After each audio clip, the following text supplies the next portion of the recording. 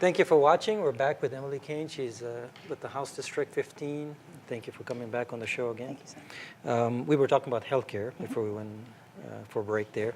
I was asking you a question regarding the healthcare exchange and how you felt that the transition is going on as far as us going into everybody signing on to the Affordable Care Act. I know we have an exchange system here, so everyone is signing on. There was some confusion there as far as who signs up and the website not working, and you remember they were not being able to. I don't know if there was some IT issues there or something else, but did we have issues here personally as far as people walking up to Health and Human Services and signing up? Do you know if any? All I know for a fact is that it's been extremely underutilized, and I believe some of those problems have been addressed, but we really need to promote it better. There have been some pretty good ads out on TV talking about our health exchange, but really what we need is the face-to-face. Some of the places where I've heard they've had some good success is at schools like UNM, where they have had people sit out there at tables or even have a van come by that has the ability to sign people up. And we've heard some good success stories about students becoming aware and getting pretty good deals. You know, less than $100 a month for health care. That's a good deal. You're young and healthy, we need you on the And we have to sign on. Everyone has to sign on by mandate. I mean, it's and if they don't, they have to pay a penalty and all that. We went through all this stuff before. And you're feeling that we're well on our way as far as the healthcare in the state. There's no specific issues that you wanted to address. I think we're pretty much handling it now. I think the hospital and stuff. It's on its way. The system is being built, but we really need to look at the states that have better success. There are a few out there that are showing that they're getting lots and lots of people enrolled. I think Utah and Kentucky are two that are working well. Let's change gears a little bit, because I know we have a few minutes left, maybe 5, 6 minutes left there.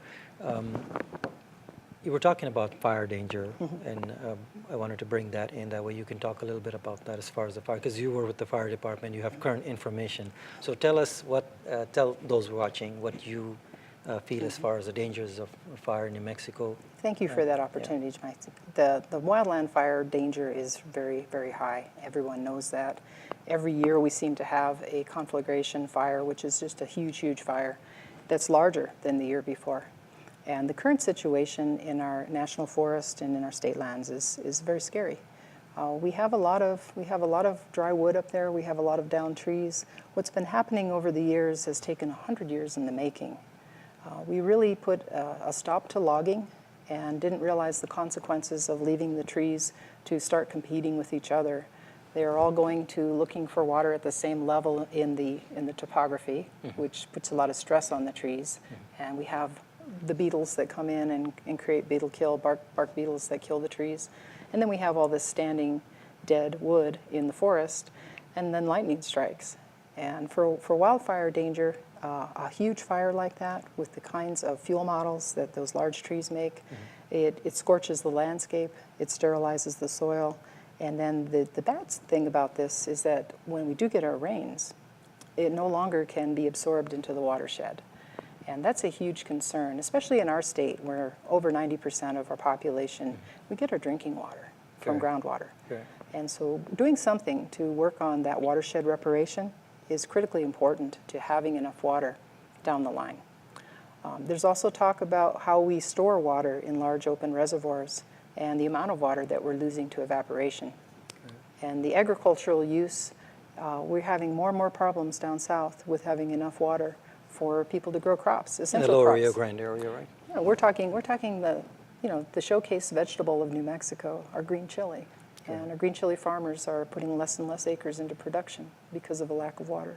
So these are all real serious concerns, and they're all connected. We need to take whatever steps we can to look at them as a whole. We're looking at the groundwater, and we're also looking at the river. I know we always have issues with Texas with that, and I was talking to Gary King I remember a couple of years back about the lawsuit and all that. Sure. We have a drought here for many years, and I know that affects us tremendously, even with the population. When they come into New Mexico, the first thing they hear about is the water shortages. Right now, I know we're banking back into the water as far as we're using the river. At one time, we were draining the aquifer. Do you have any thoughts as far as that, as far as the water usage? Do you think we need to change any way that we do business with water? Well, in general, one of the ways to look at watershed usage is to look at the entire river systems. The Pecos watershed goes out to southeastern New Mexico, the Rio Grande watershed right down the middle of the Rio Grande Valley, and then there's the Gila watershed, which is in the southwestern corner of our state. And did you know that's one of the only natural flowing rivers left in the West? I didn't know that. Yeah, and there's a lot of talk now because we were given a settlement to spend money to do some work on how that water's used. There's a lot of talk about putting a dam in the Gila River, and there's some concerns. Do you think that will work?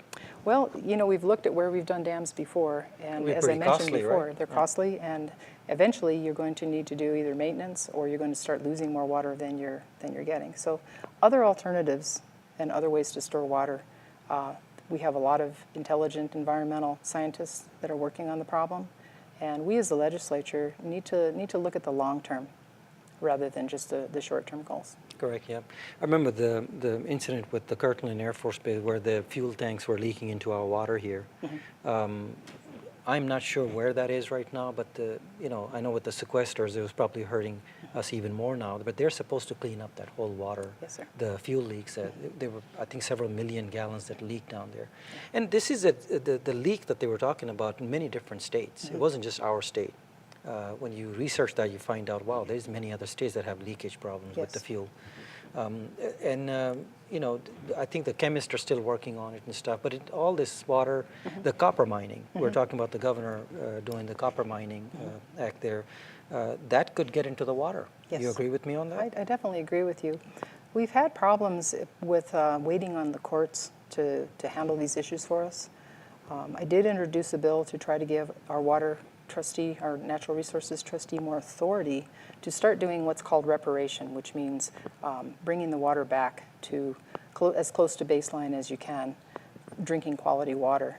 In the South Valley, we had a lot of fuel leaks, and I don't know if you remember, but it was a number of years back. We had a huge court case about trying to figure how we were going to clear that water, how we were going to clean it, and all the different technologies we needed. Where was this at? In the South Valley of Albuquerque. Correct, yeah, this was a few years back, Yeah. I think, yeah. Water has always been an issue in New Mexico. Yes, it I mean, has. as far as I can remember, we always talked about conserve water. It's one But of I our don't serious feel that issues. there's enough education to the public. Like when you go to Arizona, they always talk about, well, we can't give you water or we can't do this. Yeah, right.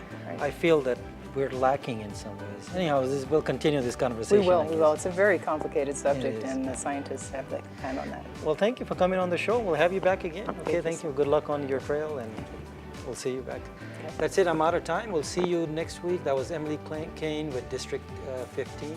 We'll see you next time. Thank you for watching.